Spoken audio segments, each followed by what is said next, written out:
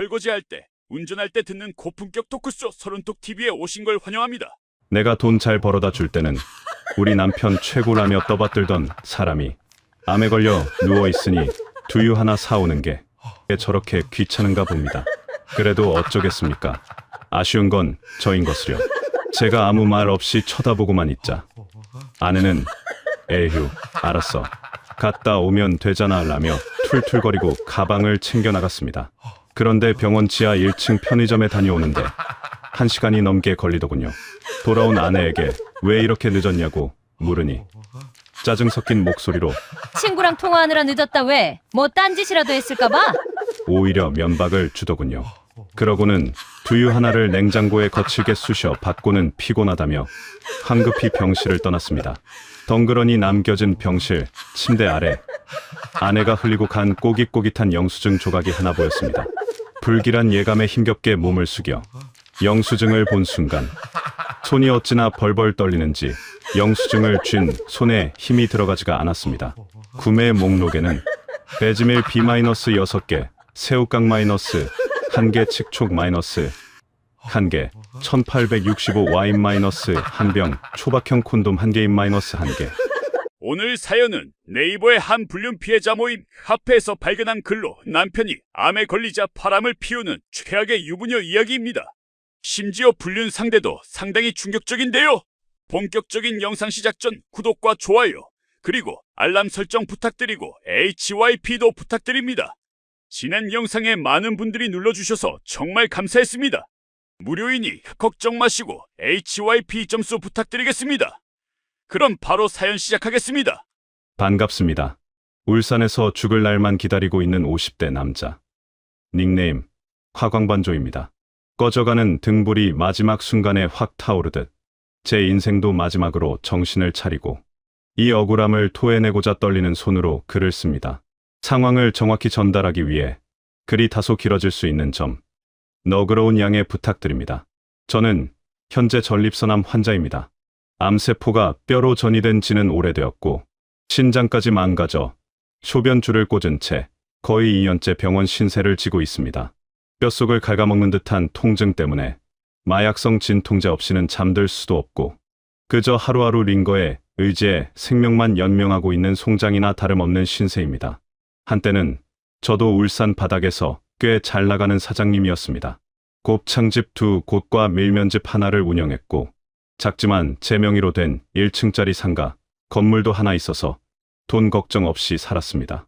아내와 서울에서 로스쿨을 다니며 공부하는 자랑스러운 아들 뒷바라지하는데 부족함이 없었죠. 하지만 제가 쓰러지고 병원 생활이 길어지면서 모든 게 무너졌습니다.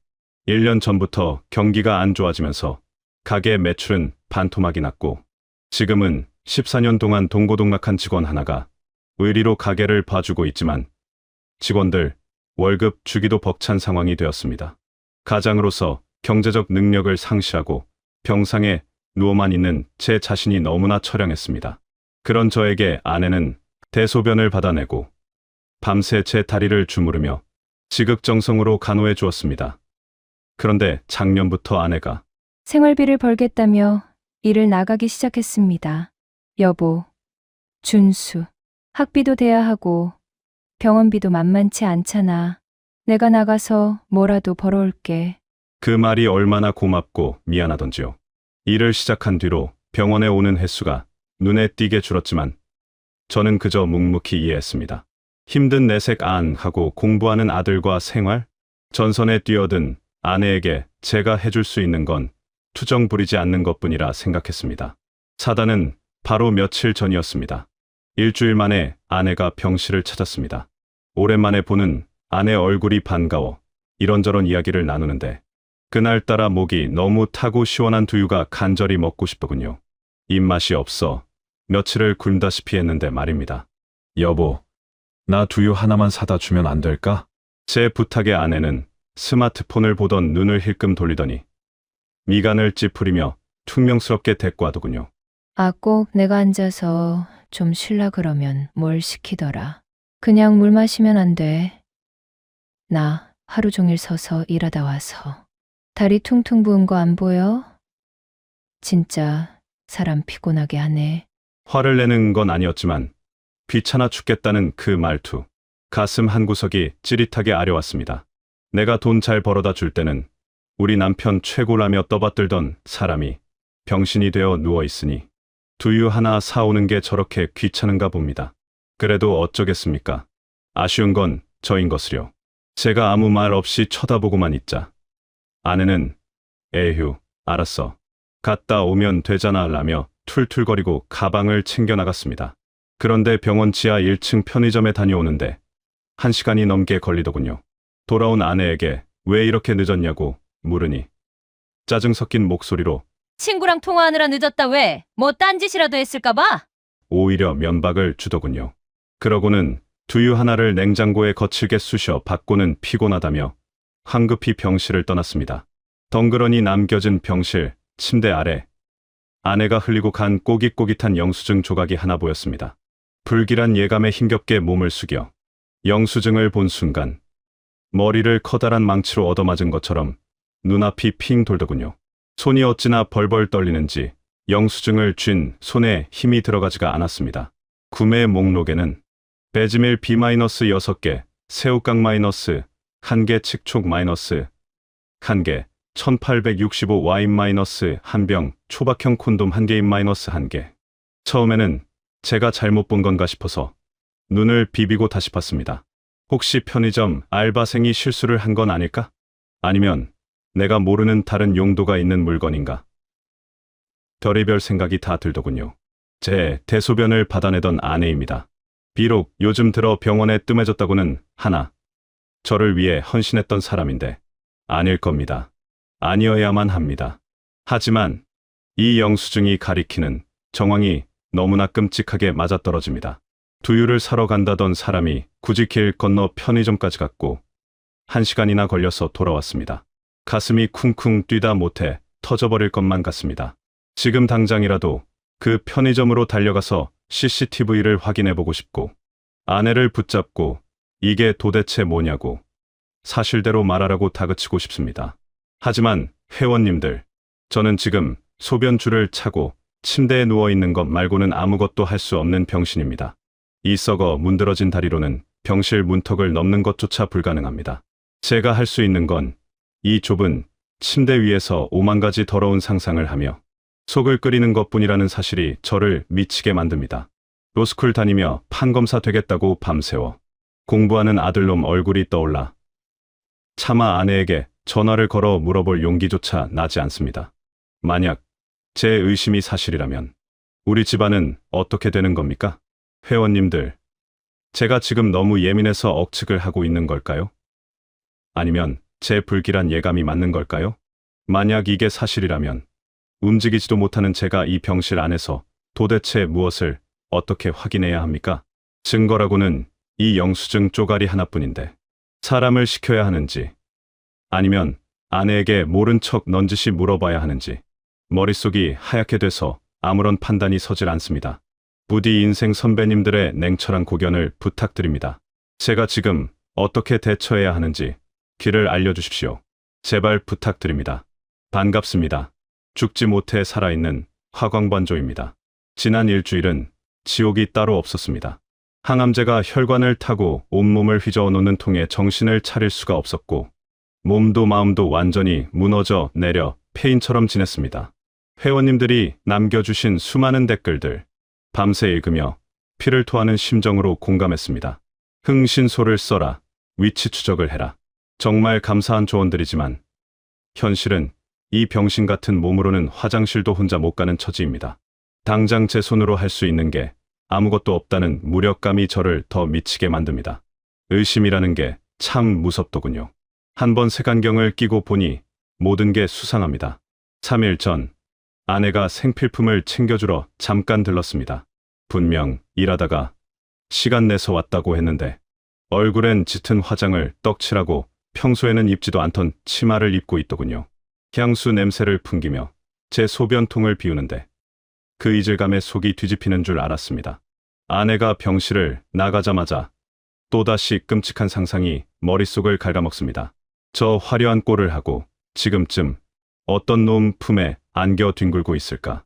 나는 여기서 오줌줄이나 차고 누워 똥오줌도 못 가리는 신세인데 제 자신이 너무나 한심하고 저 여자가 너무나 원망스러워 대개의 얼굴을 묻고 소리 없는 비명만 질렀습니다.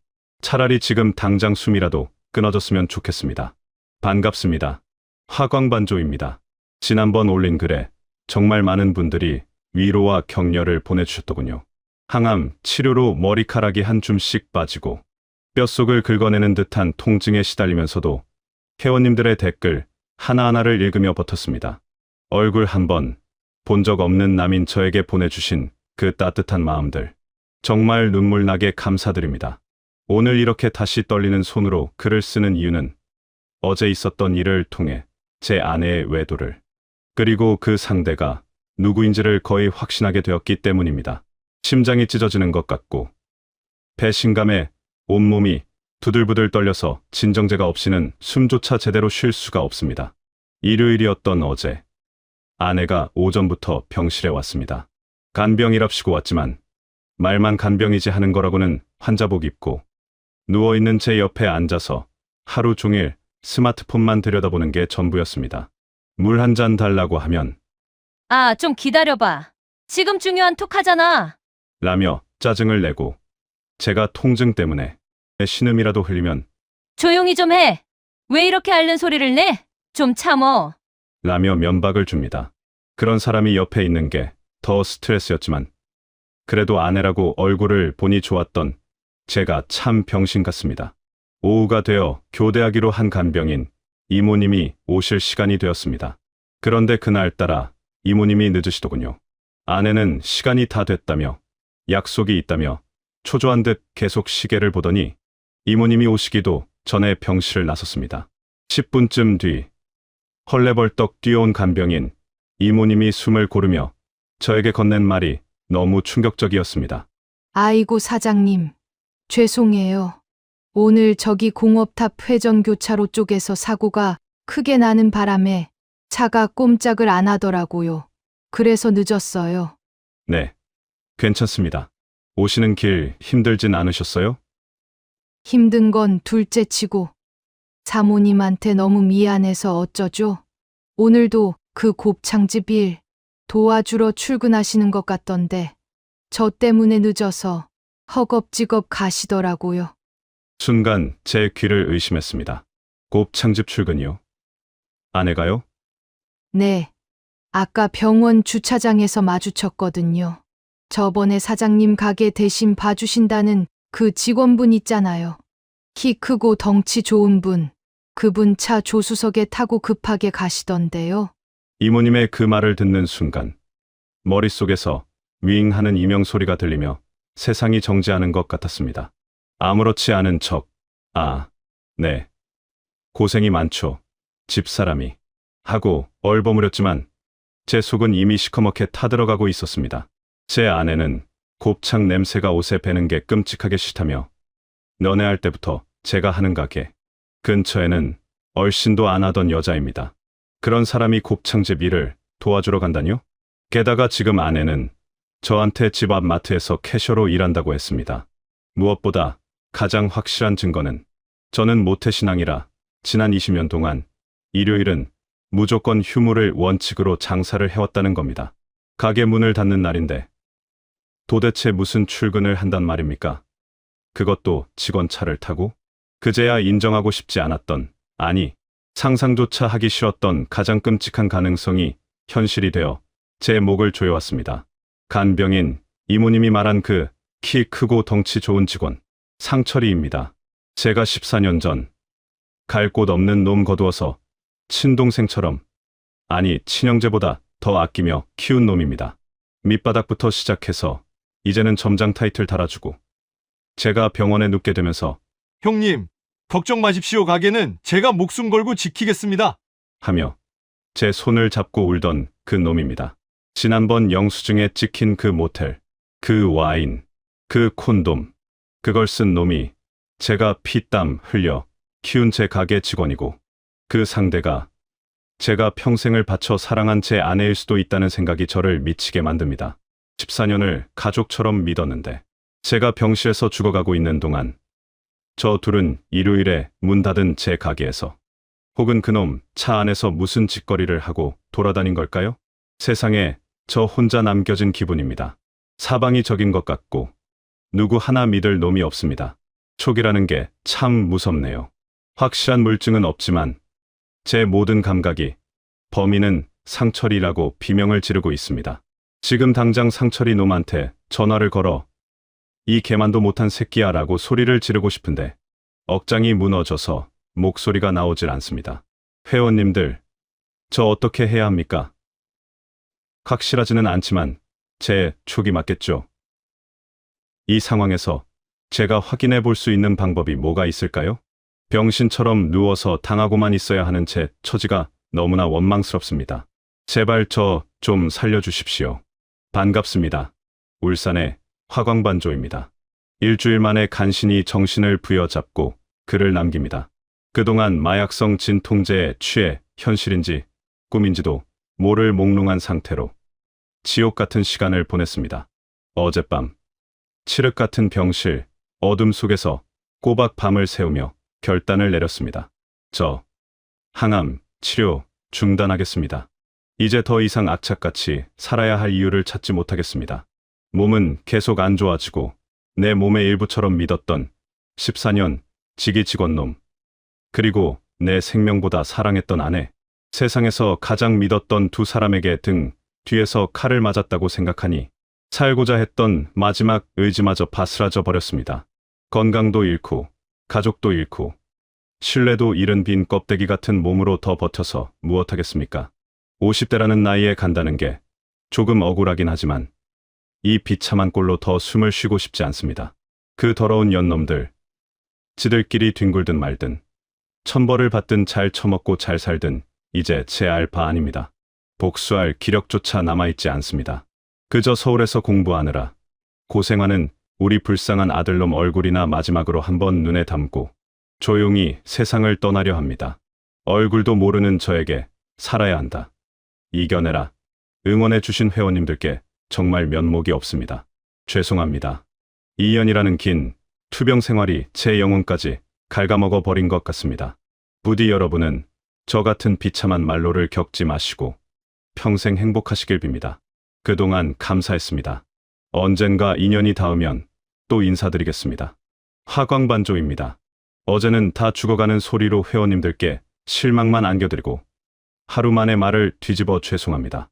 하지만 염치불구하고 다시 글을 씁니다. 항암치료 다시 받기로 했습니다. 아니, 악착같이 버텨낼 겁니다. 어제 제 글에 비와우사님께서 남겨주신 댓글, 정말 뼈를 때리다 못해 제 썩어가는 뼈를 아예 부러뜨릴 정도로 신랄하더군요. 이 등신 같은 인간아!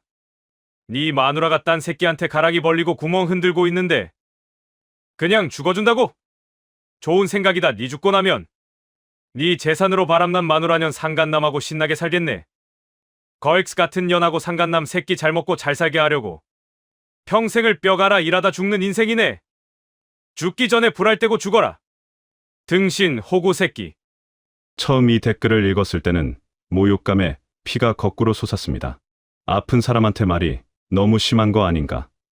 내가 이렇게 비참하게 사는데 위로는 못 해줄 망정 욕을 하나 싶어 손이 부들부들 떨렸습니다. 그런데 분노가 가라앉고 곰곰이 생각해보니 비와우사님의 말이 구구절절 다 맞는 말이더군요. 내가 여기서 이대로 죽어버리면 누구 좋으라고? 내 장례식장에서 상주 완장착. 주인 행세할 상철이 그 새끼랑 거진 문물 흘리며 내 사망보험금 타낼 아내의 년을 생각하니 갑자기 정신이 번쩍 들었습니다. 내가 평생 피땀 흘려 번 돈으로 그 연놈들이 하호거리며 떵떵거리고 살 생각을 하니 억울해서 도저히 눈을 감을 수가 없겠더군요. 어젯밤 맑은 정신을 유지하기 위해 일부러 진통제 투여를 거부했습니다. 뼈를 깎아내는 듯한 고통이 온몸을 휘감았지만 입술을 깨물며 참았습니다. 그 지옥 같은 고통 속에서 몽롱했던 정신이 또렷해지더군요. 고통이 느껴진다는 건 아직 제가 살아있다는 증거 아니겠습니까? 이 병신 같은 몸뚱이라도 아직 숨이 붙어있는 한 제가 할 수 있는 일이 분명히 있을 겁니다. 내 가정을 파탄내고 내 등 뒤에 칼을 꽂은 그 짐승만도 못한 연놈들. 제가 지옥으로 끌고 가겠습니다. 내가 겪은 이 고통, 그놈들에게 고스란히 돌려주기 전에는 절대 못 죽습니다. 조만간 구체적인 계획을 세워 다시 글 올리겠습니다. 이제는 당하고만 있는 호구 화광반조가 아닙니다. 마지막으로 비와우사님, 저 같은 등신놈 머리통을 후려갈겨 깨우쳐 주셔서 진심으로 감사합니다. 덕분에 죽으려던 놈이 도끼를 품었습니다. 지켜봐 주십시오. 반드시 보여드리겠습니다. 반갑습니다. 지옥 문턱에서 돌아온 화광반조입니다. 일주일 만에 다시 글을 씁니다.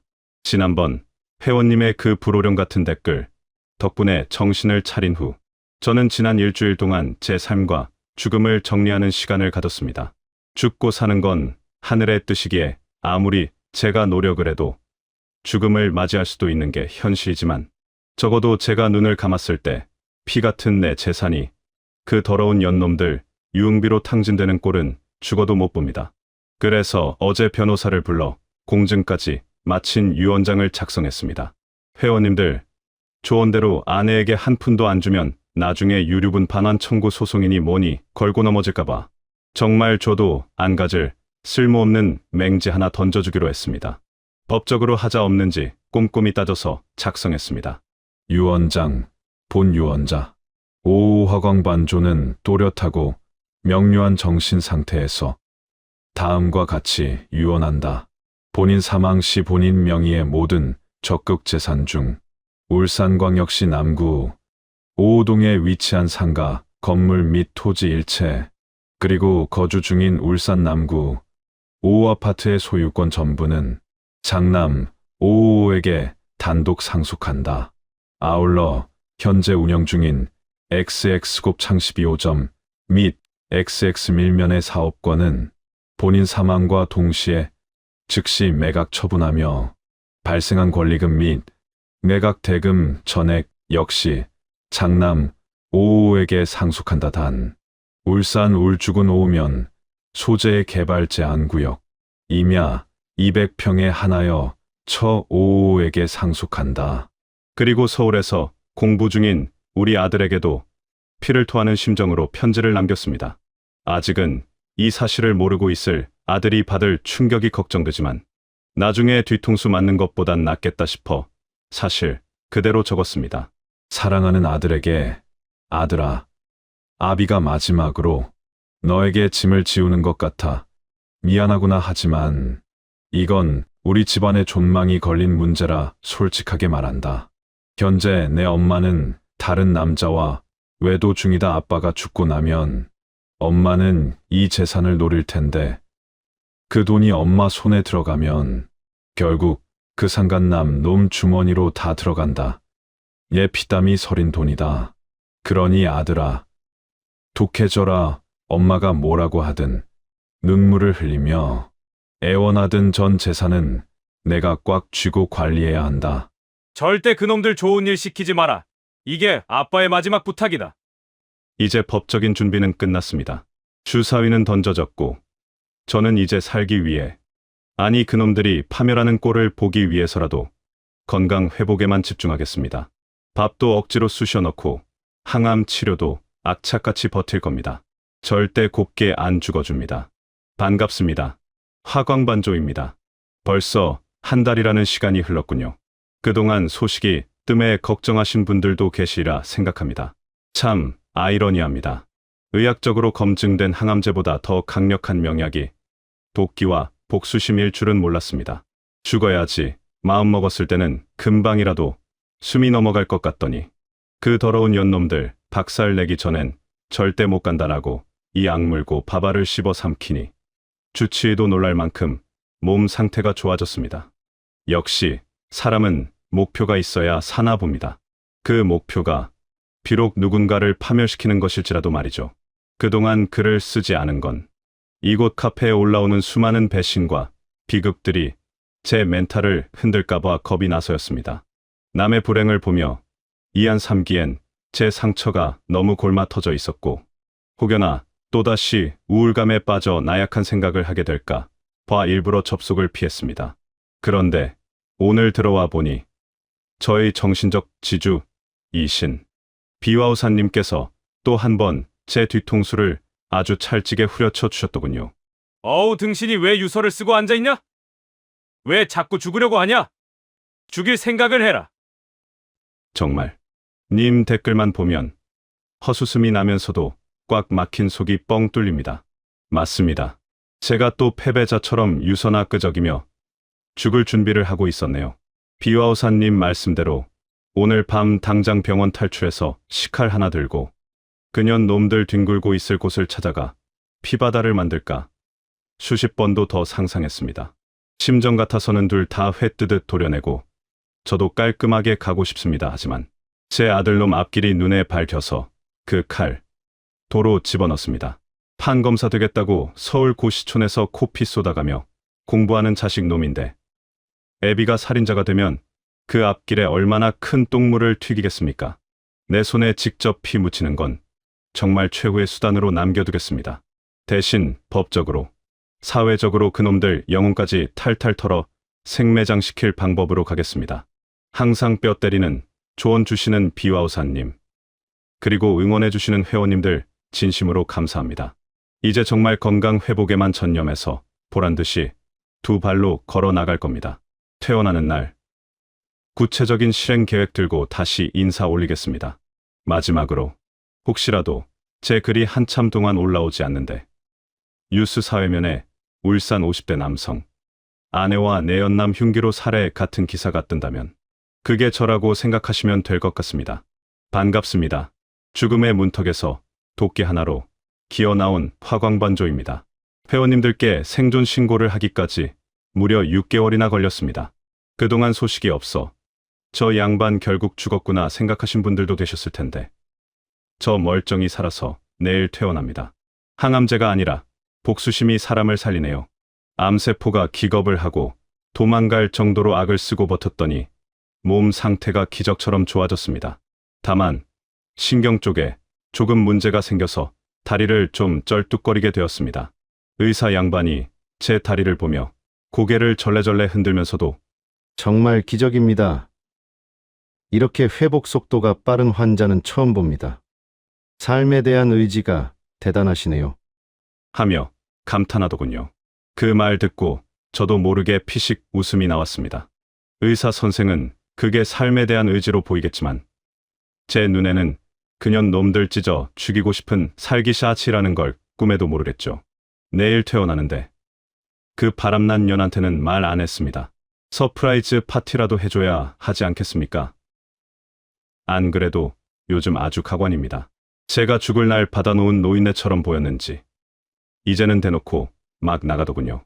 초반에는 그래도 일주일에 한 번은 오더니 최근 6개월 동안은 짧으면 2주, 길면 한 달에 한 번 꼴로 얼굴만 비추고 갑니다.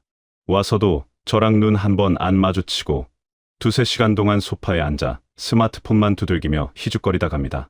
그런데 참 웃긴 게 그 와중에 살은 아주 쪽 빠졌더군요. 처녀 때 몸매로 돌아간 것 마냥 아주 라인이 살아났습니다. 제가 비꼬는 투로 아이고 남편 간병하느라 살이 다 빠졌네? 라고 물으니 뻔뻔하게도 일하느라 힘들어서 그렇지. 하며 한숨을 푹 쉬더군요. 속으로 지랄하고 자빠졌네 소리가 목구멍까지 차올랐습니다. 일이 힘들어서 살이 빠져. 밤마다 상철이 놈 밑에서 신나게 허리 돌리고 X치고 다니느라 살이 빠진 거겠지. 아주 회춘을 하셨어. 퇴원 수속을 밟는데 기쁨보다는 이가 갈려서 턱이 아플 지경입니다. 내일 집에 들어가면 전쟁 시작입니다. 그동안 제가 병원에 처박혀 있는 동안 집구석을 안심하고 러브호텔로 썼을 텐데 곳곳에 남아있을 그 더러운 흔적들, 블랙박스, 쓰레기통, 침대 밑까지 이 잡듯이 뒤져서 증거란 증거는 모조리 찾아낼 겁니다. 다리는 좀 절뚝거려도 놈년들 조지는 데는 아무 문제 없습니다. 집에 도착해서 상황 파악 끝나는 대로 다시 글 올리겠습니다. 이제 진짜 시작입니다. 반갑습니다. 화광반조입니다.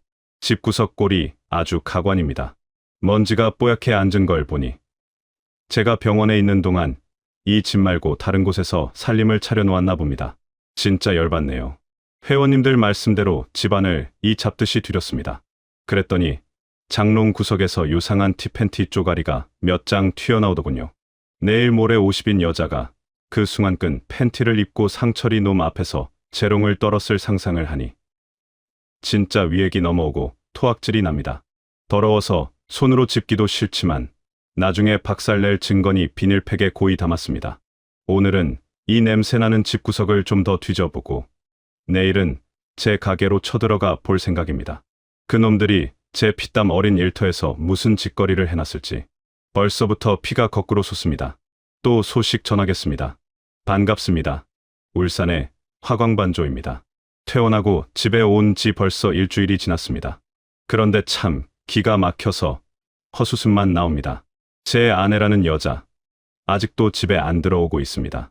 제가 퇴원한 줄도 꿈에도 모르고 다른 집에 살림이라도 차린 모양입니다. 일부러 전화도 카톡 안 하고 가만히 기다리고 있습니다.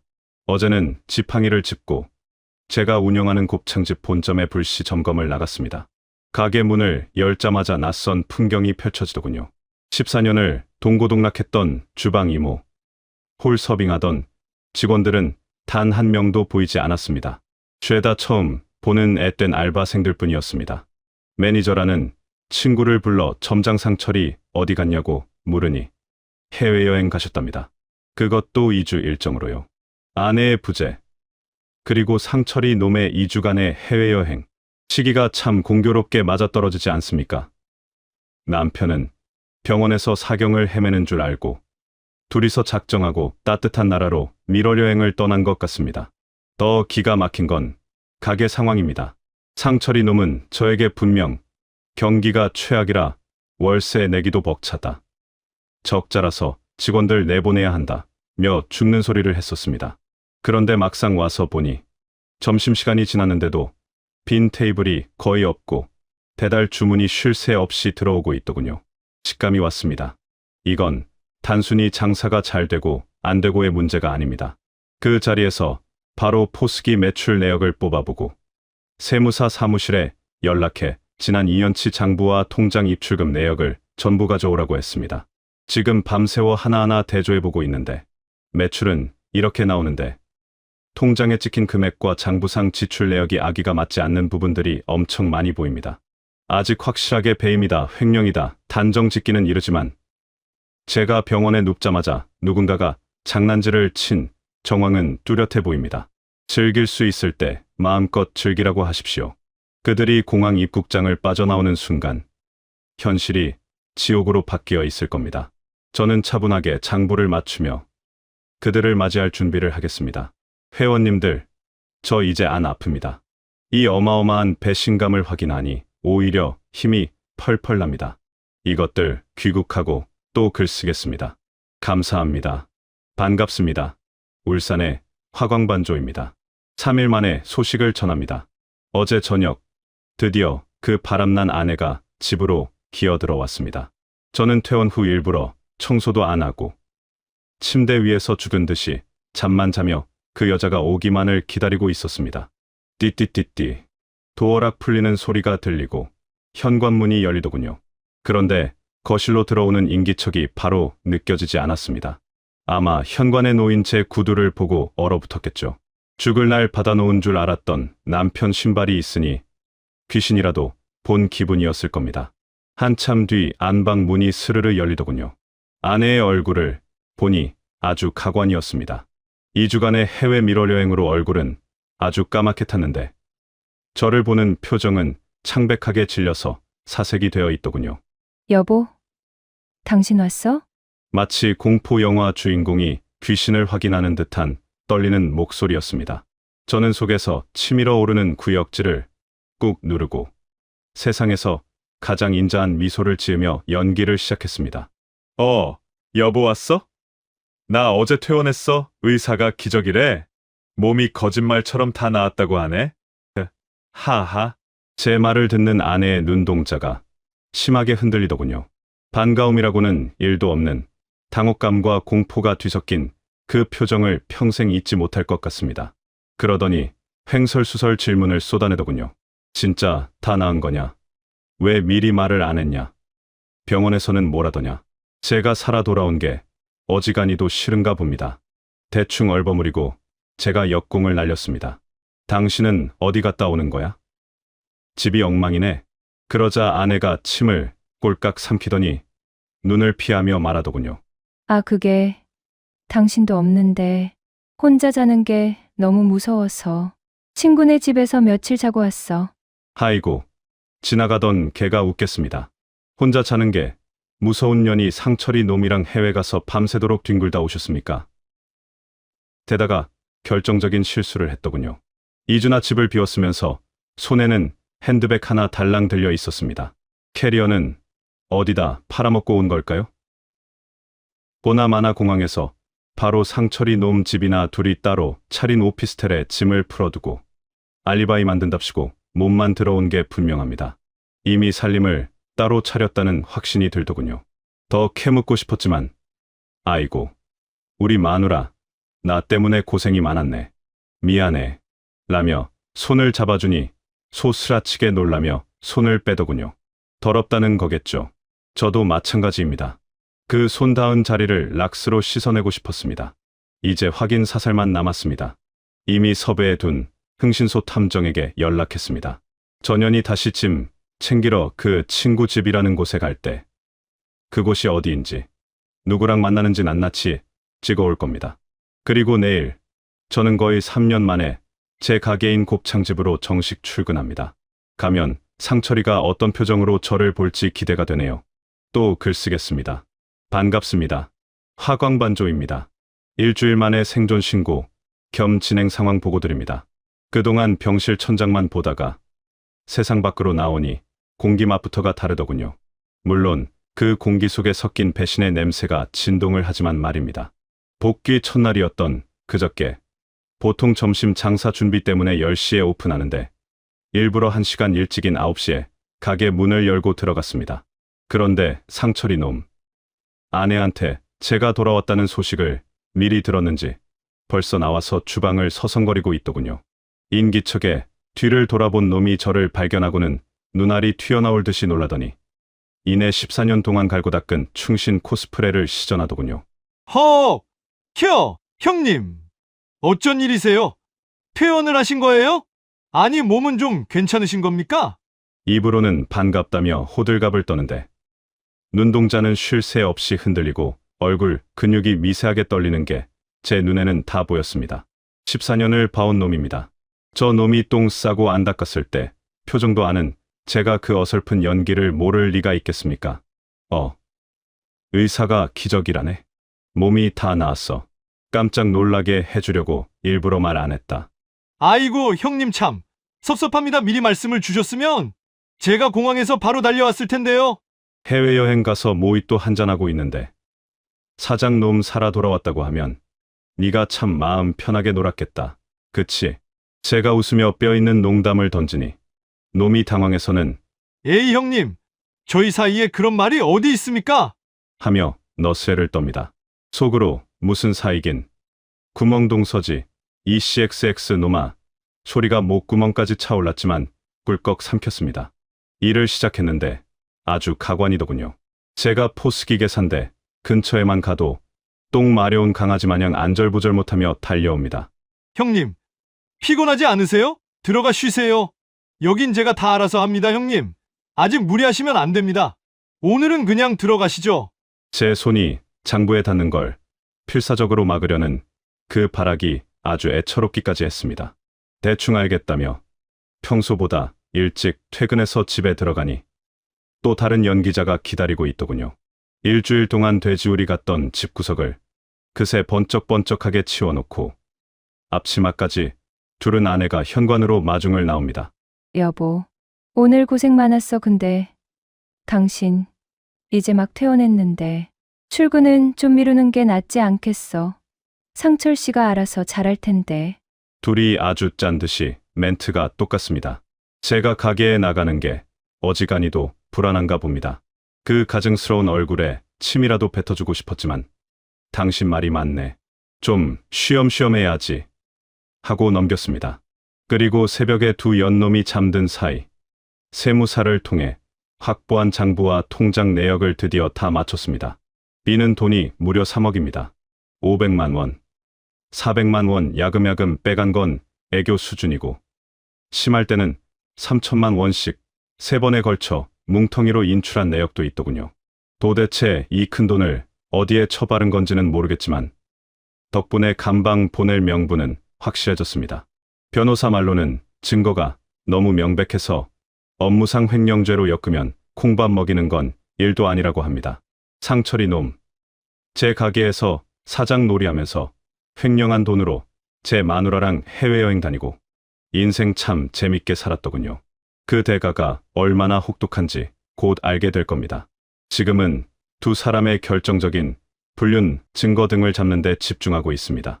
아주 작정을 했는지 핸드폰 잠금 패턴을 수시로 바꾸고 카톡도 칼같이 삭제하며 철통 보안을 유지하고 있네요. 하지만 조급할 거 없습니다. 지옥 같은 항암 치료도 2년을 버텼는데 이 정도 눈치 싸움은 저에게 소꿉장난이나 다름없습니다. 오히려 이 숨 막히는 긴장감이 살아있음을 느끼게 해주네요. 놈들이 안심하고 꼬리를 내미는 순간 바로 작두를 대기 위해 저는 오늘도 웃으며 출근합니다. 곧 좋은 소식으로 다시 찾아뵙겠습니다. 그때까지 화광반조 죽지 않고 두 눈 부릅뜨고 있겠습니다. 반갑습니다. 울산의 화광반조입니다. 2주일 만에 생존 신고합니다. 불륜이라는 게 마약보다 더 지독한 중독인가 봅니다. 죽다 살아온 남편이 눈앞에 있으면 겁이라도 먹어야 정상 아닙니까? 그런데 제가 몸 컨디션이 안 좋아 재입원해야겠다고 떡밥을 던지니 입으로는 아이고 여보 어떡해. 하면서 눈빛은 안도의 빛이 역력하더군요. 저 없는 세상이 그들에겐 천국이겠죠. 병원 가는 척하고 미리 섭외한 탐정에게 바로 신호를 줬습니다. 아니나 다를까 발정이 났는지 제가 집 나선 지 2시간 만에 향수 냄새 풍기며 꽃단장하고 나가더군요. 차를 몰고 간 곳은 지나리 외진 곳의 한 전원주택이었습니다. 잠시 뒤 상철이 놈도 쥐새끼처럼 그곳으로 기어들어갔고요. 그 안에서 장장 5시간 제 피 같은 돈 횡령해서 마련했을 그 사랑의 보금자리에서 두 연놈이 엉겨붙어 뒹굴었을 생각을 하니 피가 끓다 못해 증발할 지경이었습니다. 순간 비와우사님 조언이 떠올라 당장이라도 식칼 들고 쳐들어가 피바다를 만들고 싶은 충동을 느꼈지만 겨우 참았네요. 그 후 아내는 시침이 뚝 떼고 귀가했고 상철이는 뻔뻔하게 가게에 지각 출근했답니다. 등기를 떼보니 제 돈으로 월세나 전세를 얻어준 모양입니다. 그런데 변호사 말이 단순히 집에 같이 있었다는 것만으로는 결정적인 증거성관계 입증 후 부족할 수 있다네요. 숙박업소가 아니라서 빠져나갈 구멍이 있답니다. 아주 법이 범죄자 편입니다. 하지만 포기는 없습니다. 저 집구석 안에서 무슨 짓을 하는지 더 확실하고 빼도 닥도 못할 증거 잡아내서 상간소송장 접수하고 다시 오겠습니다. 그때까지 다들 건강하십시오. 반갑습니다. 울산의 화광반조입니다. 일주일 만에 아주 기분 좋은 소식을 들고 왔습니다. 어제 드디어 법원에 상간소송소장 접수하고 왔습니다. 이제 법원 등기가 상철이 놈 집구석으로 날아가는데 딱 1달 정도 걸린다고 합니다. 그 1달이 놈에게는 폭풍전야의 마지막 평화가 될 것이고 저에게는 카운트다운을 즐기는 짜릿한 시간이 되겠지요. 회원님들께서도 궁금하실 겁니다. 그 철두철미하던 놈년들의 증거를 일주일 만에 도대체 어떻게 찾았는지 말입니다. 결론부터 말씀드리면 범죄자는 멍청하고 꼬리가 길면 반드시 밟힌다는 옛말이 틀린 게 하나도 없더군요. 결정적인 증거는 제 가게인 곱창집과 밀면집 CCTV에서 나왔습니다. 먼저 곱창집입니다. 이 치밀한 연놈들이 제가 병원에 있는 동안 가게 내부 CCTV 기록은 아주 깔끔하게 삭제를 해놨더군요. 아주 완전 범죄를 꿈꾸셨겠죠. 그런데 이 멍청한 것들이 하나만 알고 둘은 몰랐습니다. 제가 예전에 가게 뒤편 주차장에서 담배 피우고 노상 방뇨하는 취객들 잡으려고 실외 주차장 전용 CCTV를 하나 더 설치해 놨었거든요. 그리고 그 녹화 영상은 카운터 본체가 아니라 제 개인 사무실 구석에 처박아둔 노트북으로 자동 백업되게 해놨다는 사실을 놈들은 까맣게 몰랐던 겁니다. 백업된 영상을 돌려보는데 아주 가관이더군요. 직원들 다 퇴근시키고 셔터 내린 뒤 두 년놈이 주차장으로 나오면서 아주 꿀이 떨어집니다. 깍지 낀 손을 흔들며 서로 엉덩이를 토닥거리고 차에 타기 전에는 아쉬운지 서로 부둥켜 안고 난리를 치더군요. 이것만으로도 부정행위 정황은 되지만 변호사님이 성관계를 입증하기엔 조금 약할 수 있다고 하더군요. 그래서 혹시나 하고 밀면집 CCTV를 뒤졌습니다. 여기서 빼박 빼도 박도 못할 대박 증거가 터졌습니다. 상철이 놈은 밀면집이 술을 안 파는 식당이라 CCTV가 장식품인 줄 알았나 봅니다. 아니면 곱창집보다 보는 눈이 없으니 안심했겠지요.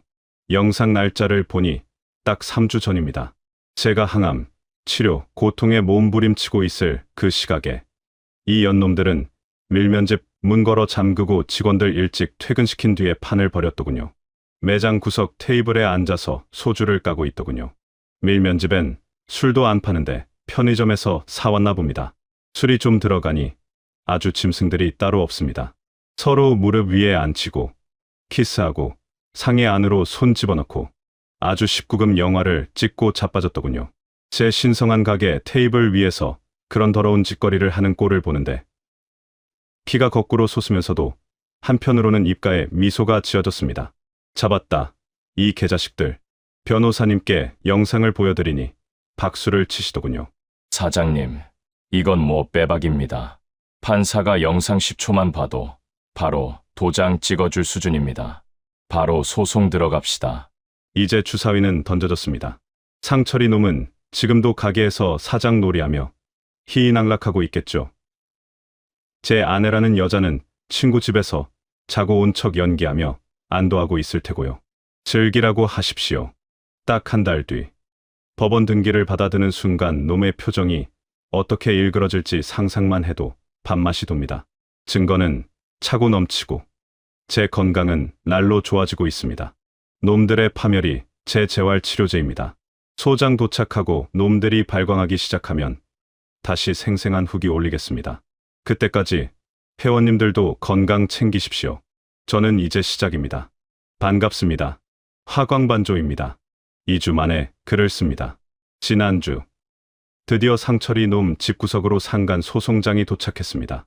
그날 저녁 상철이 와이프한테서 전화가 오더군요. 울먹이는 목소리로 형부 이게 진짜예요? 설마 아니죠? 라고 묻는데 참 기분이 묘하더군요. 나중에 법원에 제출된 증거들 직접 확인해라 하고 매정하게 끊었습니다. 전화를 끊고 눈을 감으니 옛 생각이 주마등처럼 스치더군요.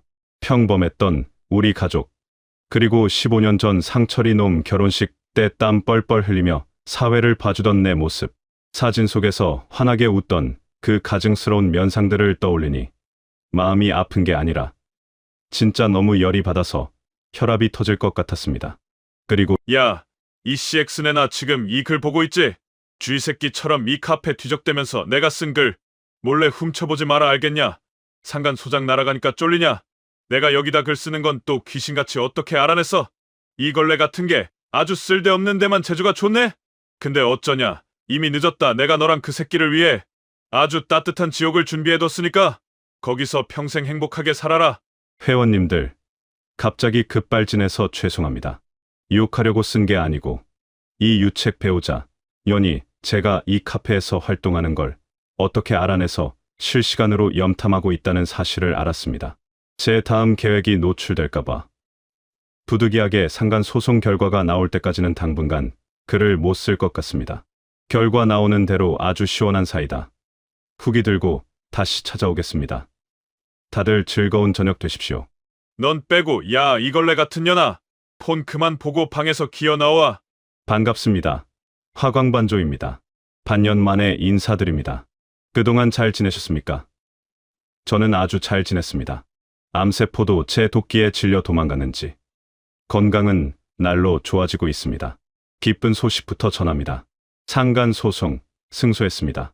제가 청구한 위자료가 5천만 원이었는데 법원에서 무려 4천만 원을 인용해 줬습니다.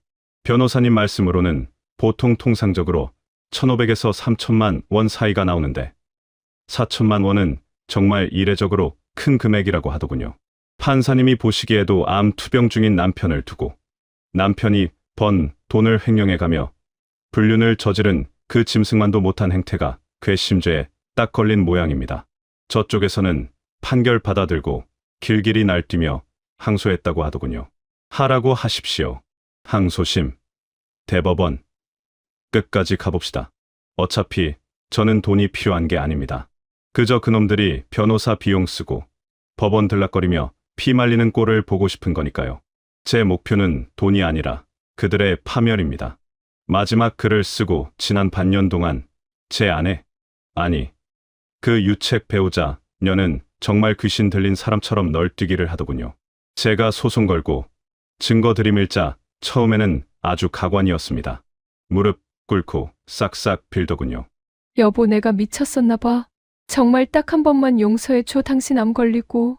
내가 너무 무서워서, 정신적으로 너무 힘들어서 잠시 눈이 돌았던 거야. 우리 좋았던 시절 생각해서라도 한 번만 봐주라. 응? 내가 평생 속죄하면서 살게. 암 걸린 남편 두고 콘돔 사러 다닌 년이 무서워서 그랬답니다. 헛웃음도 안 나오더군요. 제가 차갑게 무시하니 며칠 뒤에는 전략을 바꿔서 눈물을 뚝뚝 흘리며 피해자 코스프레를 시전합니다. 당신이 나를 이렇게 만들었잖아. 아픈 사람 수발드는 게 얼마나 힘든 줄 알아?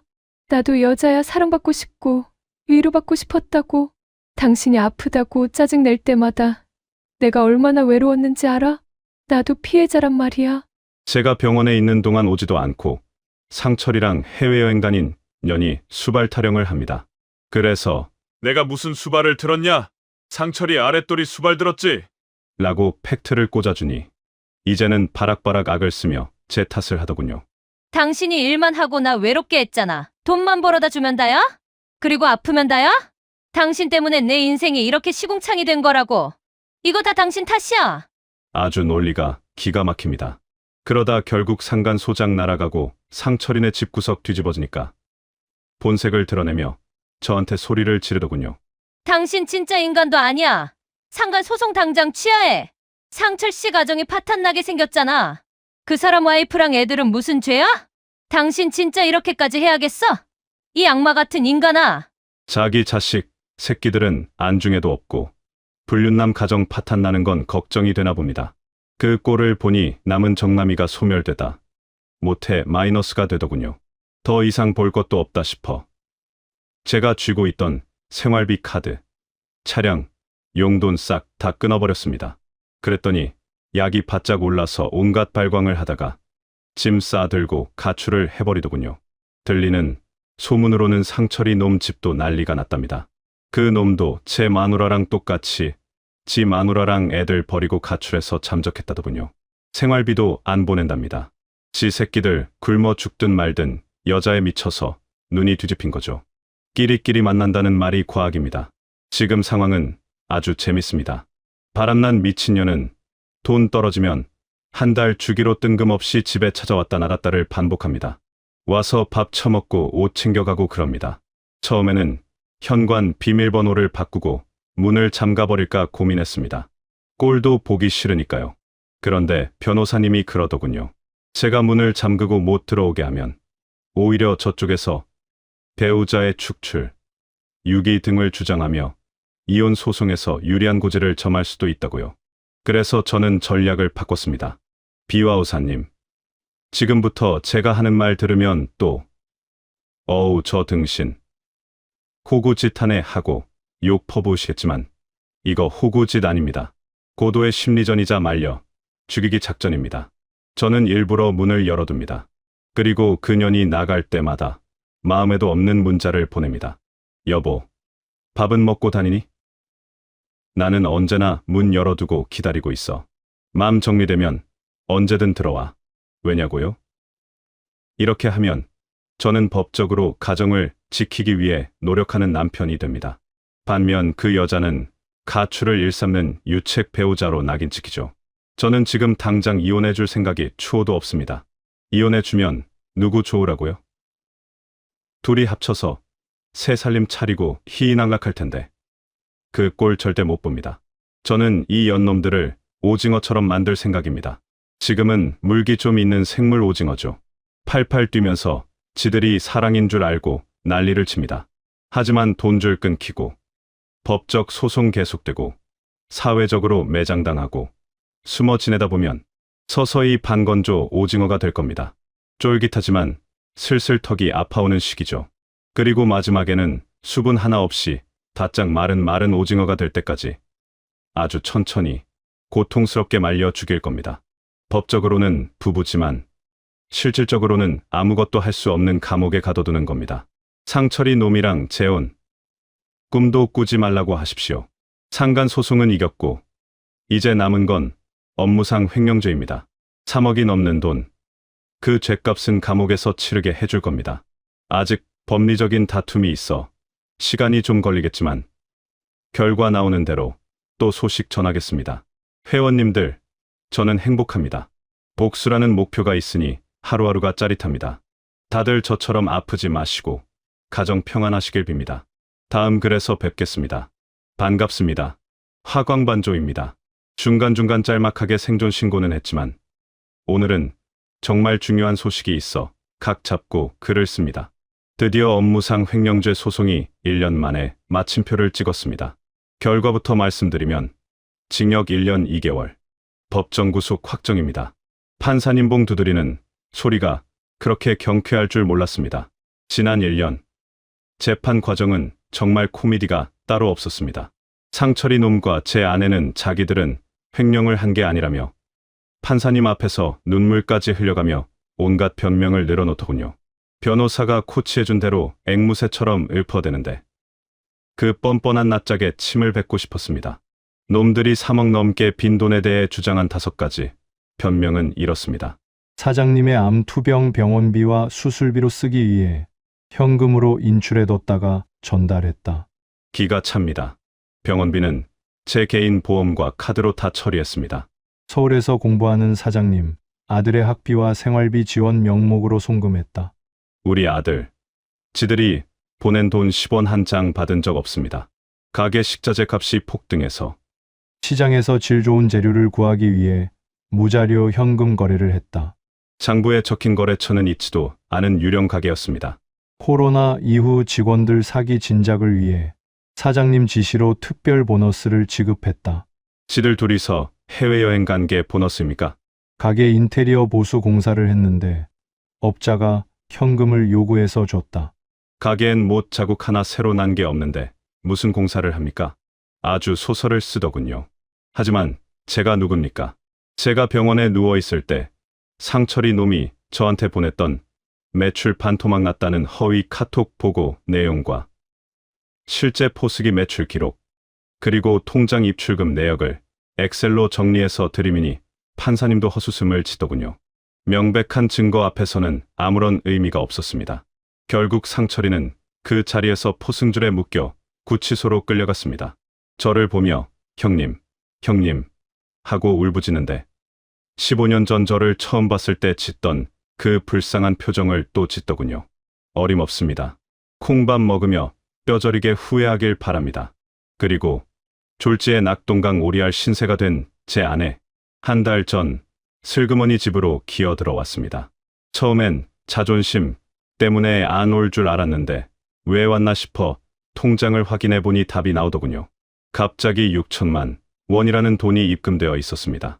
보아하니 둘이서 아지트로 쓰던 그 전원주택 계약이 만료되어 보증금을 반환받은 모양입니다. 상철이는 감옥 갔고 집은 빠졌고 오갈 데 없으니 뻔뻔하게 다시 이 집으로 들어온 거겠죠. 아마 반전세로 살았나 봅니다. 지금 집안 꼴이 아주 재밌습니다. 아내는 현재 모든 경제권을 박탈당했습니다. 카드, 차키, 생활비 전부 끊어버렸습니다. 말 그대로 창살 없는 감옥입니다. 저는 투명 인간 취급하며 제 할 일만 하고 밥도 제 것만 차려 먹습니다. 제 발로 나가라고 등 떠밀지도 않습니다. 그냥 서서히 말려 죽이는 중이니까요. 그런데 참 사람은 안 변하나 봅니다. 그 와중에도 지가 뭐가 그리 억울하고 잘났는지 주둥이가 대빨 나와서 하루 종일 툴툴거립니다. 밥 좀 같이 먹자. 사람을 무시해도 유분수지라며 중얼거리는 꼴을 보니 아직 정신 차리려면 멀었습니다. 하긴 정신 차릴 여자였으면 애초에 바람도 안 피웠겠죠. 상철이는 감옥에서 썼고 아내는 집구석이라는 감옥에서 썼고 이제야 제 병이 다 낫는 기분입니다. 이 오징어 같은 연놈들 앞으로 얼마나 더 비참하게 말라 비틀어지는지 천천히 즐기며 소식 전하겠습니다. 회원님들, 정의는 승리합니다. 늦더라도 반드시 옵니다. 다들 편안한 밤 되십시오. 반갑습니다. 화광반조입니다. 한 달 만에 생존 신고합니다. 어제 그 정신 빠진 여자가 결국 또 가출을 감행했습니다. 이번엔 아주 작정을 했는지 제가 신발장 제일 위칸 구석 안 씻는 낡은 등산화 깔창 밑에 숨겨둔 금붙이까지 귀신같이 찾아내서 들고 튀었습니다. 와, 진짜 감탄이 나옵니다. 20년을 살면서 이 여자가 이런 재능이 있는 줄 모르고 살았네요. 도둑질에는 무슨 천부적인 재능이 있나 봅니다. 탐지견도 울고 갈 실력입니다.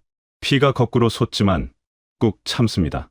아직 감옥에 있는 상철이 놈 출소해서 둘이 지지고 볶는 꼴 볼 때까지는 이 혼인 관계 유지해야 합니다. 그래야 둘 다 바짝 말려 죽이죠. 집 나간 거 그냥 방치하면 나중에 유기니 뭐니 딴소리 나올까봐. 경찰에 신고는 하고 찾는 척 동네 한 바퀴 휘적휘적 도는 신용만 하고 있습니다. 막상 그년이 없으니 집이 운동장처럼 넓고 쾌적하네요. 공기청정기 10대 돌린 것 같습니다. 이제 숨통도 트였겠다. 그동안 병원 생활하느라 연락 끊고 살았던 친구 놈들 불러서 집에서 같이 밥도 먹고 낚시나 다니려 합니다. 돈 벌어서 뭐 합니까? 저 혼자 쓰기도 벅찹니다. 골치 아픈 곱창집 2호점은 정리하려고 내놨습니다. 이제 제 인생 즐기며 살겠습니다. 술 못 마시는 게 아쉽긴 한데 일단 오래 살고 봐야겠습니다. 또 소식 전하겠습니다. 반갑습니다. 지옥행 티켓 찍고 나와서 1년 동안 전국 8도 유람하며 맛집, 탐방이나 하던 울산의 화광반조입니다. 맨날 낚시하고 회 떠먹는 사진만 올리다가 간만에 아주 골 때리는 집 나간 늙은 도둑고양이 근황이 입수되어 글을 씁니다. 어디 원룸 구석에서 고독사나 안 했으면 다행이다 싶었는데 이 아줌마가 끝까지 예능감을 잃지 않네요. 어제 상철이 전처 이제 남남이니 수미 씨라고 부르겠습니다 한테 연락이 왔는데 제 아내가 지금 부산에 있답니다. 왜 부산에 있냐고요? 거기 구치소에 있는 상철이 옥바라지 하고 있답니다. 크크크크크크. 와, 진짜 박수를 보냅니다. 이거야말로 세기를 뛰어넘는 찐사랑 아닙니까? 5살이나 어린 연하남. 그것도 간방간 전과자 뒷바라지 하겠다고 부산까지 내려가서 쪽방살이 하는 50대 아줌마의 수뇌보. 눈물겨워서 웃음이 다 나옵니다. 상철이 놈은 좋겠습니다. 늙은 누님이 영치금 넣어주고 면회 가주니 감방 생활할 만나겠네요. 수미 씨랑 통화하다 보니 사정이 딱하더군요. 전업주부로만 살다가 이혼당하고 애 둘을 혼자 건사하려니 생활고가 심한 모양입니다. 그래서 제가 그랬습니다. 수미 씨, 내 곱창집 와서 일해라. 월급 섭섭지 않게 남들보다 더 쳐서 줄게. 상철이 놈은 당장이라도 찢어 죽이고 싶지만 그 처자식이 무슨 죄가 있겠습니까? 따지고 보면 저 때문에 가정이 박살난 건데 물론 원인 제공은 놈들이 했지만 도의적인 책임도 좀 느껴지고요. 무엇보다 상철이 전 마누라가 내 가게에서 일하고 내 전 마누라는 상철이 옥바라지하고 이 구도가 참 기가 막히지 않습니까? 수미 씨 월급이나 빵빵하게 챙겨주려 합니다. 상철이 놈 나오면 아주 볼만하겠네요. 다들 즐거운 저녁 되십시오. 옥바라지 소식에 밥맛이 돕니다. 반갑습니다. 울산의 화광반조입니다. 2달 만에 생존 신고합니다. 이제 그 상철이 놈 출소일이 코앞이라 놈이 나오면 받아낼 민사소송 비용과 구상권 청구로 아주 육포처럼 바짝 말려 죽일 준비를 하고 있었습니다. 그런데 어제 뜬금없이 그 늙은 도둑고양이 전처한테 전화가 왔습니다. 대뜸한다는 소리가 아주 가관입니다. 야, 너 상철 씨 전 와이프 네 가게에 취직시켰다며? 둘이 무슨 사이야? 너네 바람 피우냐? 사람이 어떻게 그렇게 잔인해? 상철 씨 알면 충격받을 거 생각 안 해?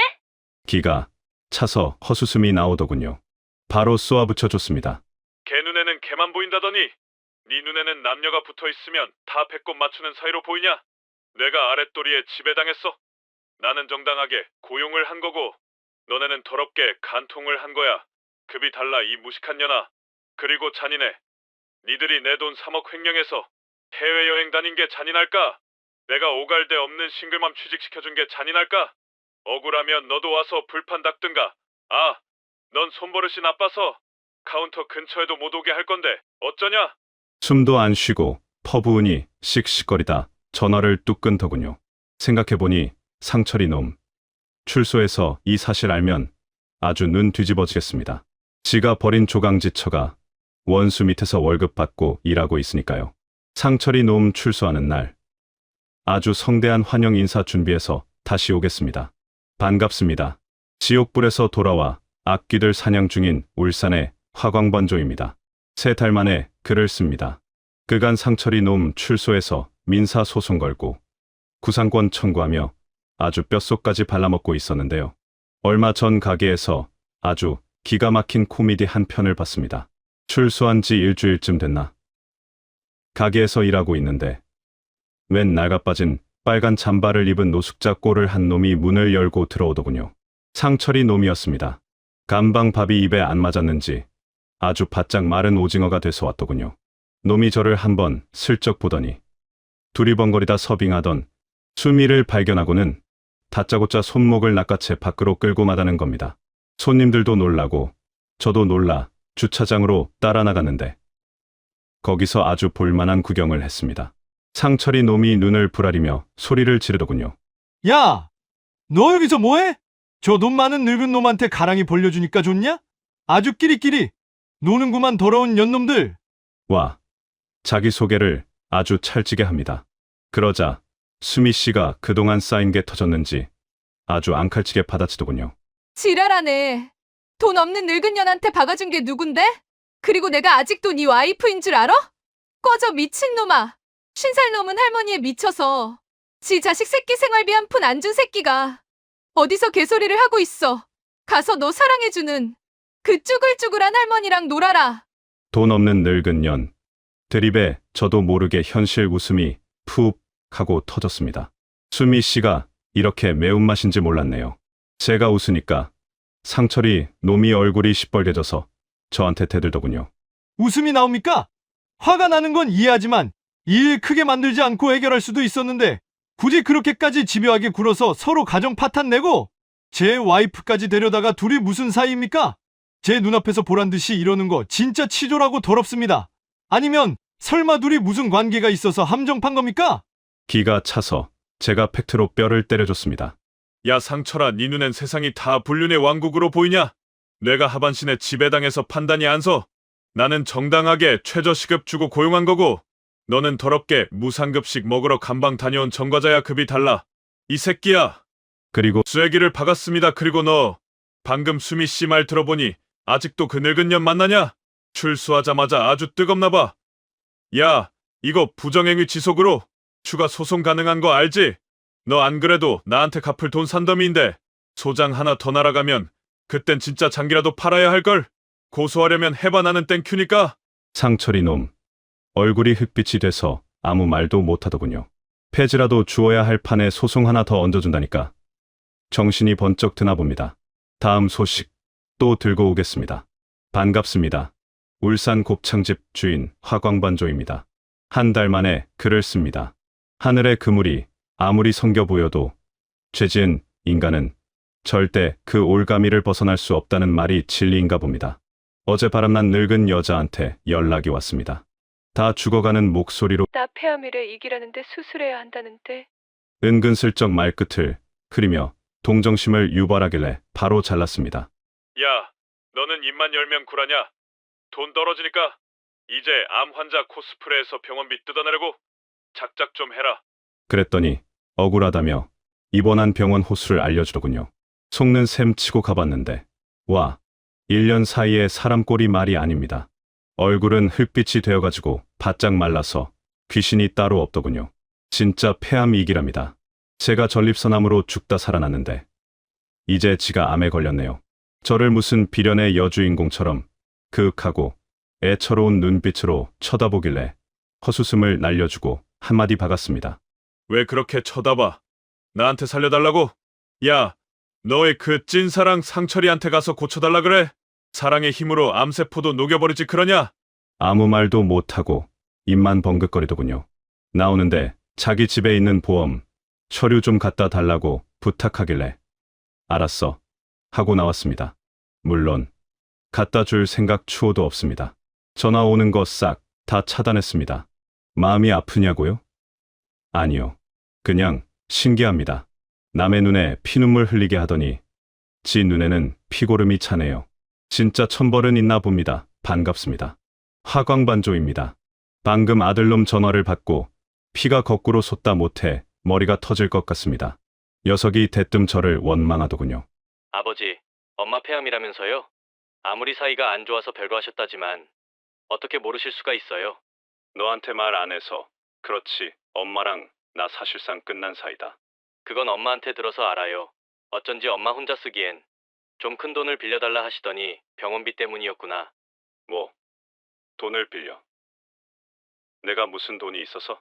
할머니 돌아가시기 전에 저한테 주신 돈이요. 엄마가 급하다고 사정하셔서 드렸어요. 와, 순간 눈앞이 하얘지더군요.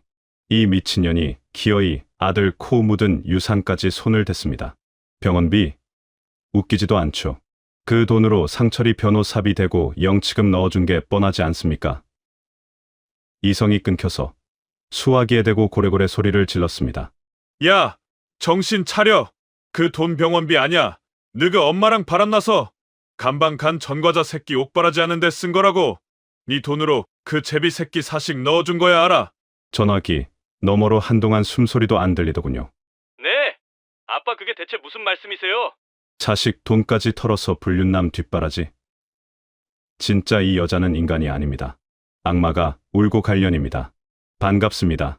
화광반조입니다. 3달 만에 생존 신고합니다. 최근 몸 컨디션이 좀 저조해서 카페 출입 끊고 가게 일도 수미 씨 상철 전처에게 전적으로 맡긴 채 등산이나 다니며 요양하고 있습니다. 혹여나 수미 씨가 상철이 놈이랑 다시 붙어먹는 거 아니냐 걱정하시는데 그건 둘 사이를 몰라서 하시는 말씀입니다. 직원들 얘기로는 상철이가 몇 번 가게를 기웃거렸는데 그때마다 수미 씨가 듣도 보도 못한 신박한 쌍욕을 하며 쫓아냈답니다. 아주 든든합니다. 안타까운 건 우리 아들입니다. 그년이 할머니 유산까지 털어 상간남 옥바라지한 사실을 알고는 아예 천륜을 끊어버렸습니다. 이번이 변호사 시험 2번째 도전인데 그 충격 때문에 행여나 공부에 방해될까봐 애비로서 속이 타들어갑니다. 부디 아들이 독하게 마음먹고 이겨내길 바랄 뿐입니다. 폐암 걸린 전처는 여전히 상철이 바짓가랑이 붙잡고 사는 모양입니다. 자식 버리고 돈 버리고 남은 게 그 썩은 동아줄 하나뿐이니 오죽하겠습니까? 둘이서 지지고 볶든 말든 저는 이제 산이나 타러 가렵니다. 반갑습니다. 지옥행 급행열차 기장 울산의 화광반조입니다. 마지막 글을 쓰고 일주일이 지났습니다. 오늘 법원에서 등기가 왔더군요. 아내가 보낸 이혼 소장이었습니다. 이혼 사유는 아기의 유기, 병든 배우자를 돌보지 않고 방치했다는 건데 지나가던 개가 웃겠습니다. 지가 바람나서 나갔지. 제가 쫓아냈습니까? 당연히 이혼 절대 안 해줍니다.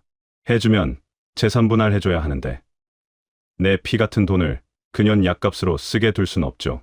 소송은 최대한 질질 끌어서 그년 말라 죽을 때까지 갈 겁니다. 어제는 전화가 와서 악을 쓰더군요. 야, 이 인간아. 이혼해줘. 문병 한 번 안 오고 병원비도 안 주고 사람이 어떻게 이렇게까지 잔인해? 저는 아주 차분하게 팩폭을 날려줬습니다. 병원비가 왜 없어? 네가 우리 아들한테 거짓말 쳐서 삥땅 친 2천만 원 있잖아. 그 돈 상철이 옥바라지 하느라 다 썼냐? 가서 환불이라도 받지 그래. 영치금은 포인트 적립 안 해주잖아. 아무 말 못하고 씩씩거리길래 결정타를 날렸습니다. 그리고 네 찐사랑 상철이 간수 좀 잘해라. 왜 자꾸 곱창 집어와서 기웃거려? 눈빛 보니까 아주 애절하던데 아직 수미 씨 전처한테 마음이 있는 것 같더라. 조심해. 구관이 명관이라잖아. 그러자 수화기 너머로 지진난 목소리가 들리더군요. 뭐, 수미를 찾아갔다고? 그 사람이 거기를 갔어? 나한테는 일자리 알아보러 다닌다더니 이 인간이 진짜 돌았나? 그렇게 배신감에 치를 떨며 전화를 끊더군요. 아들 말로는 폐암이 더 심해졌다는데 알 바 아닙니다. 저는 방금 아내 계좌로 30만 원 보냈습니다. 이혼 소송 방어용 증거는 남겨야 하니까요. 반갑습니다. 울산의 화광반조입니다. 오늘이 아마 이곳에 남기는 제 마지막 글이 될 것 같습니다. 4개월 만이네요. 오늘 법적으로는 제 아내였던 그 사람의 장례식에 다녀왔습니다. 상주 완장은 차지 않았습니다. 그 자리는 아들 녀석이 지켰고 저는 그저 먼 친척이나 지인처럼 가볍게 목례만 하고 돌아 나왔습니다. 영정사진 속 얼굴이 참 많이 야위었더군요. 떠나기 2달 전부터 제게 참 전화를 많이도 했습니다. 폐가 다 망가져 숨 쉬는 것조차 버거운지 수화기 너머로 들려오는 쌕쌕 거리는 쇠 긁는 숨소리가 너무 커서 말소리가 잘 들리지도 않았습니다. 아들이 전화를 안 받으니 제발 연락 좀 닿게 해달라고 애원하다가 뜬금없이 우리가 좋았던 신혼 시절 이야기를 꺼내며 울먹이기도 하고 그러다 갑자기 발작하듯 도망간 상철이 욕을 퍼붓기도 했습니다. 그 횡설수설하는 목소리를 들으며 직감했습니다. 아, 이 사람 정말 갈 날이 얼마 안 남았구나. 죽기 딱 1달 전 마지막 통화가 기억납니다. 숨 넘어가는 소리로 왜 이혼 안 해주냐고 묻는 그 여자에게 저는 아주 무덤덤하게 그리고 차갑게 마지막 인사를 건넸습니다. 기분이 어때? 혼자서 아픈 거. 세상에서 너만 혼자 된 기분 들지 않아? 난 그때가 정말 지옥 같았거든. 너는 나처럼 이겨낼 수 있을까? 그동안 가족 배신하고 도망 다니느라 고생 많았다. 이제 이혼해 줄게. 잘 가라. 우리는 이제 당신 잊을 거야. 한참 동안 침묵이 흐르더군요. 그러다 갑자기 감정이 복받쳤는지 터져 나온 울음소리는 사람의 것이라기보다 상처 입은 짐승의 울부짖음 같았습니다. 폐에서 나는 쌕쌕거리는 소음과 뒤섞인 그 처절한 비명이 그녀가 저에게 남긴 마지막 목소리였습니다. 물론 이혼을 해줄 생각은 없었습니다. 그 뒤로 2번 정도 전화가 왔었는데 무시하니 그 뒤로는 전화가 안 오더군요. 들리는 말로는 그녀의 마지막은 그야말로 무간지옥 우젠띠유이였다고 합니다. 그토록 사랑한다던 상철이 놈은 병수발 들기 싫어 도망가 버렸고 하나뿐인 남동생과는 원래 사이가 안 좋아 연락조차 닿지 않았으며 아들마저 등을 돌렸으니 죽음의 공포 속에서 그녀가 찾을 수 있는 사람이 아이러니하게도 자신이 그토록 잔인하게 배신했던 저밖에 없었던 겁니다. 딱 4년 전입니다. 제가 병원 침대에 누워 죽을 날만 기다리며 피눈물로 복수를 다짐했던 게 엊그제 같은데 결국 제 손에 피 한 방울 안 묻히고 하늘이 대신 복수를 끝내주었습니다. 상철이 소식도 들었습니다. 개인회생 신청을 했으나 기각당했답니다. 지금은 부산 어느 공사판에서 막노동하며 하루하루 연명하고 있다더군요.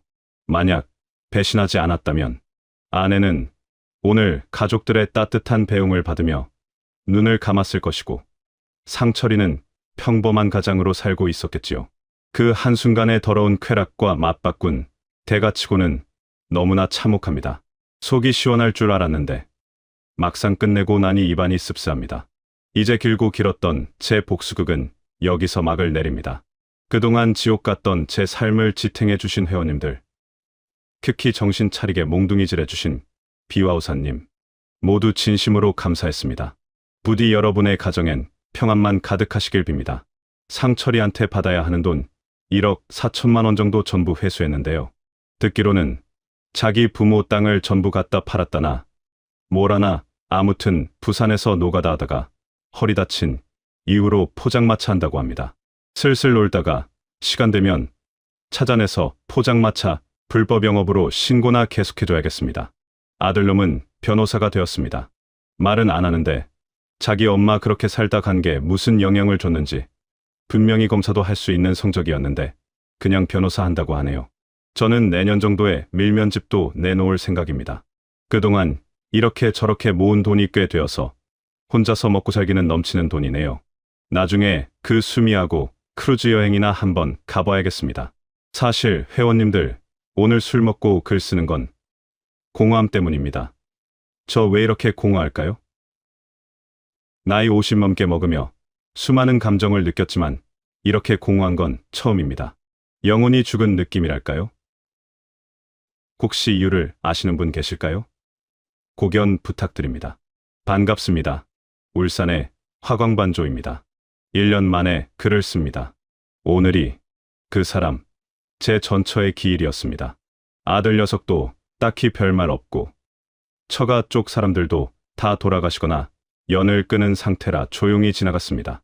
아무리 미워했어도 한때는 가족이었고 제 아이의 엄마였던 사람이라 그런지 이런저런 생각이 많이 듭니다. 건강 챙기느라 입에도 안 대던 소주를 딱 반 병 마셨습니다. 몇 년 만에 들어간 알코올이라 그런지 아주 휙휙 취기가 오르네요. 취한 김에 그간의 근황, 그리고 제 속마음을 좀 털어놓으려 합니다. 우선 수미와는 본의가 아니라고 하면 너무 무책임하고 아무튼 그런 사이가 되었습니다. 사실 같은 처지다 보니 서로 위로하고 술 한잔하다가 자연스럽게 그렇게 됐습니다. 솔직히 말하면 수미 씨가 좀 더 적극적으로 다가왔습니다. 만나는 건 좋은데 솔직히 제가 사람에 대한 믿음이라는 세포가 아예 괴사해버린 것 같습니다. 가끔은 내가 돈이 많고 월급 많이 주니까 이러나? 하는 의심이 스멀스멀 올라옵니다. 그래서 예전처럼 불같이 타오르는 사랑이라기보다는 그냥 옆에 있으니 적적하지 않고 좋네 정도의 미지근한 마음으로 살고 있습니다. 상철이와 수미 씨는 확실히 끝난 게 맞습니다. 3개월 전쯤 상철이가 가게로 수미 씨를 찾아온 적이 있었습니다. 그날 처음으로 수미 씨가 상철이한테 욕하는 걸 들었는데 와, 직원들이 처음 듣는 욕을 한다는 말이 뭔지 알았습니다. 욕을 그렇게 창의적이고 우아하게 할 수 있다는 걸 처음 알았습니다. 명불허전이더군요. 명불허전이더군요. 아이고, 당신 요즘 어떻게 사는 거야? 얼굴이 왜 이렇게 상한 거야? 그래도 너무 걱정하지 말아요. 나 당신 위해서 열심히 돈 모으고 있어요. 수미의 말을 듣자 상철이 표정이 순간 울 것 같은 표정을 하더군요. 저는 역시 저 여자도 배신하는 건가라는 생각을 했는데 그 뒤로 한 말이 정말 충격적이었습니다. 나 돈 많이 모아서 당신하고 그 죽은 늙은 여자하고 영혼 결혼식 시켜줄 거예요. 그러니까 안심하고 빨리 죽어버려요, 알겠죠? 빨리 죽어서 지옥에서 같이 죽은 늙은 아줌마하고 영원히 물고 빨고 하면서 살아요. 좋은 소식 기다릴게요. 이제 꺼져요. 그러더니 바로 경찰에 스토커 왔다고 신고해버리더군요. 진짜 여자 한 품으면 5, 6월에도 설이 내린다더니 진짜입니다. 아, 그리고 상철이한테 받아내야 할 돈 1억 4천만 원 정도는 전부 회수했습니다. 듣자 하니 지 부모님 남은 땅까지 싹 다 팔아먹었다더군요. 지금은 부산 노가다판에서 구르다가 허리를 다쳐서 포장마차 한다고 합니다. 불법이겠죠. 슬슬 놀다가 심심해지면 위치 찾아서 구청에 신고나 계속해줄 생각입니다. 평생 제 장난감으로 살아야죠. 아들놈은 변호사가 되었습니다. 성적만 보면 검사 임관도 충분했는데 굳이 변호사를 하겠다고 하더군요. 말은 안 해도 자기 엄마가 그렇게 비참하게 법과 감정 사이에서 줄타기하다 간 게 영향이 있었겠지요. 누군가를 단죄하는 칼보다는 막아주는 방패가 되고 싶었나 봅니다. 속이 깊은 녀석이라 더 짠합니다. 저는 내년쯤 밀면집도 내놓을 생각입니다. 그동안 벌어둔 돈, 상철이한테 뜯어낸 돈 합치니 혼자 먹고 살기엔 넘칩니다. 나중에 수미 씨 데리고 크루즈 여행이나 한번 다녀올까 합니다. 그런데 회원님들, 오늘 제가 술 먹고 주절거리는 진짜 이유는 이 지독한 공허함 때문입니다. 복수 다 끝났고 돈도 많고 자식 농사 잘 지었고 옆에 여자도 있습니다. 남들이 보면 성공한 인생이라고 할 겁니다. 그런데 왜 이렇게 가슴 한구석이 뻥 뚫린 것처럼 싫을까요? 나이 50 넘게 먹으며 산전수전 다 겪었지만 이렇게 영혼이 죽어버린 듯한 공허함은 처음입니다. 어쩌면 지난 4년 동안 저를 살게 했던 건 삶에 대한 의지가 아니라 그들을 향한 증오였나 봅니다. 그 증오의 대상이 사라지고 나니 제 삶의 연료도 다 타버린 제가 된 기분입니다. 혹시 저와 같은 경험 있으신 분 계실까요? 이 텅 빈 마음을 무엇으로 채워야 할지 인생 선배님들의 고견을 기다리겠습니다. 모두 편안한 밤 되십시오. 오늘 사연은 여기까지입니다. 죄송한 말씀이지만 화광반조님의 뒷이야기는 제가 새로 만들어낸 이야기입니다. 상간소송과 유언장까지는 그분의 뜻대로 되었지만 이후 얼마 안 되어 암이 악화되어 돌아가셨다고 합니다. 물론 상간소송과 유언장으로 인하여 바람난 아내가 큰 고통을 받게 된 것은 사실이지만 악마 같은 두 인간들의 말로를 두 눈으로 보지 못하고 떠나신 화광반조님에 대한 안타까움으로 상간자들의 말로를 상상하여 썼습니다. 혼선을 드려 죄송합니다. 마지막으로 암투병 중인 남편을 두고 바람을 쳐피운 늙은 여자에게 한마디 하고 끝내겠습니다. 이긴 것 같냐? 너희 지옥은 이제부터 시작이다. 결국 뿌린 대로 거두는 게 인생이다. 그럼 다음에도 더 재미있고 흥미로운 사연으로 찾아뵙겠습니다. 마지막으로 구독과 좋아요, HYP 점수 부탁드리고 지금까지 서른톡TV였습니다. 감사합니다.